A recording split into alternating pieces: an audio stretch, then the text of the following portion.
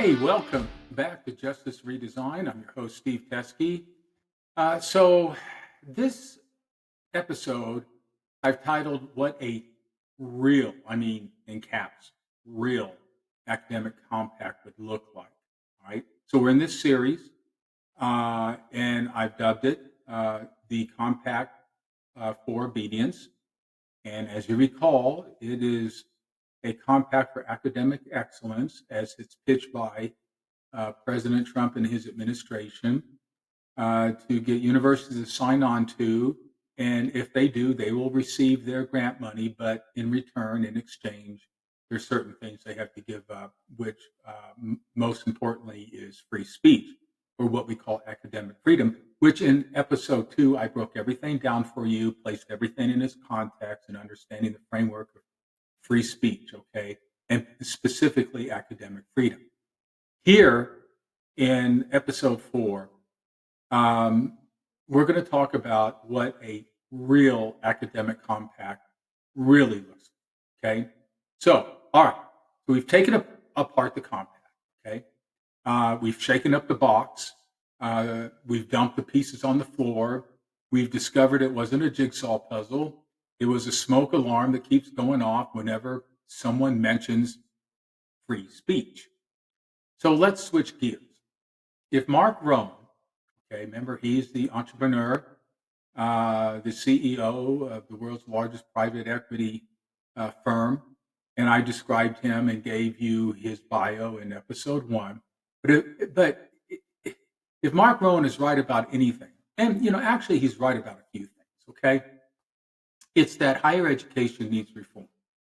But reform doesn't mean handing the keys of the academy to Washington so politicians can take turns joyriding it off ideological cliffs.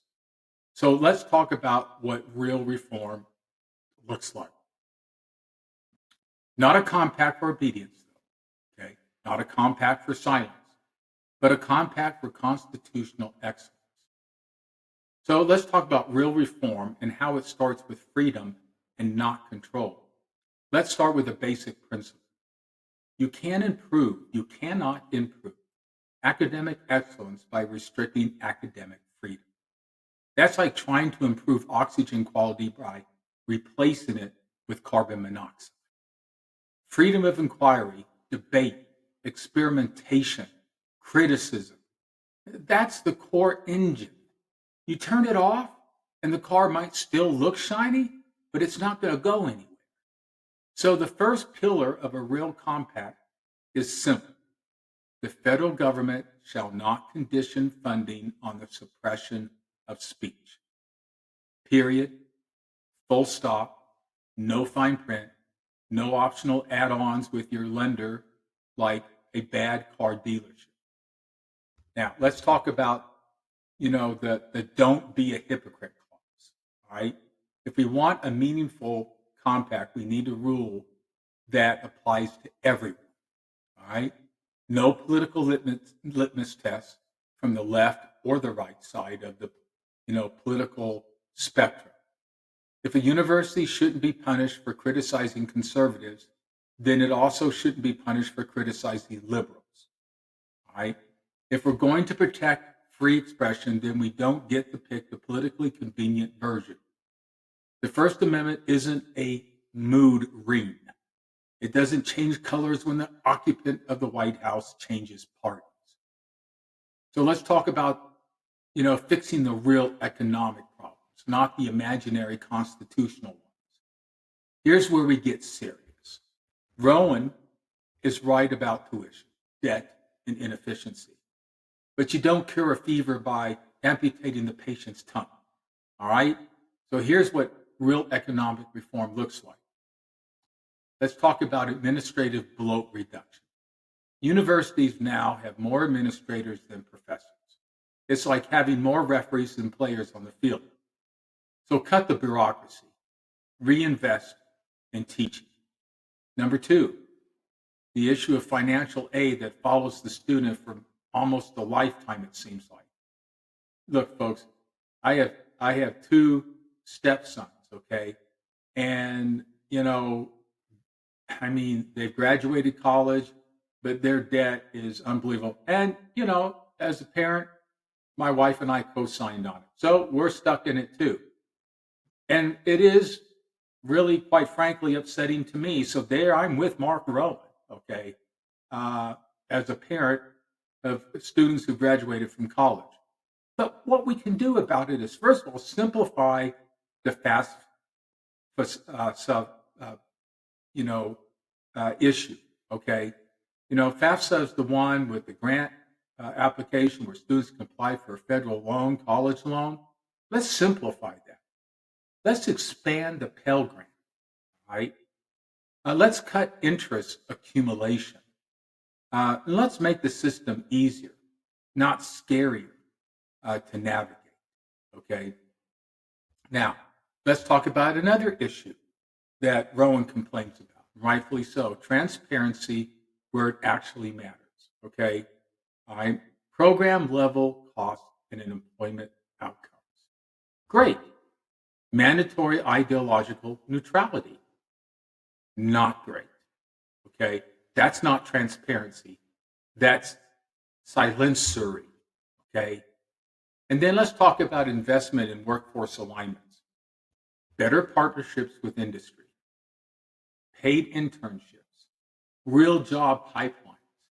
None of this requires a gag order.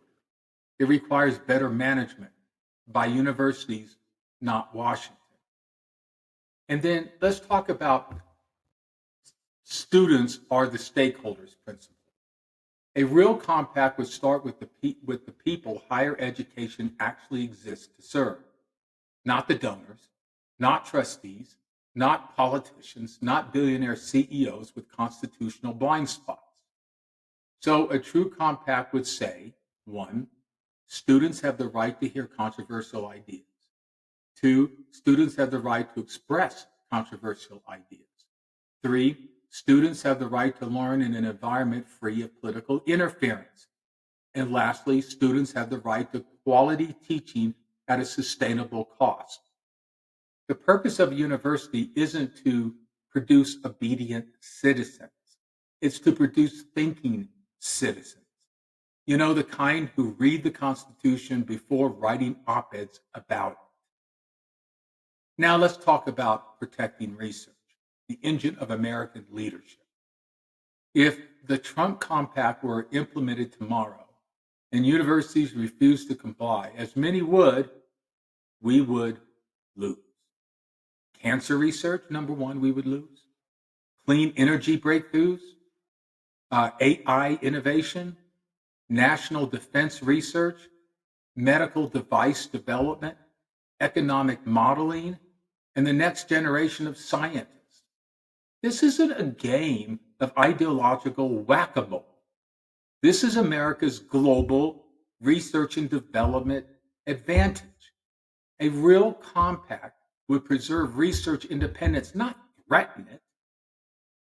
And let's talk about the one thing universities actually need from Washington. Here it is. The only federal role that helps instead of harms. Stable funding. Free from ideological interference. That's it. Fund research. Support students. Set guardrails for abuse. Enforce civil rights. And then, and this is the key, step back and let universities breathe, for God's sakes. You want excellence? You don't achieve it with a compact. You achieve it with conditions where intellectual freedom can thrive. Now, the real compact. You know what that is? The real compact is the Constitution. At the end of the day, America already has a compact. It's short, it's clear, it doesn't require a task force, a working group, or a corporate op-ed. It's the first freaking amendment. And the very first thing it tells us is this: Congress shall make no law abridging the freedom of speech. You don't have to think twice about that.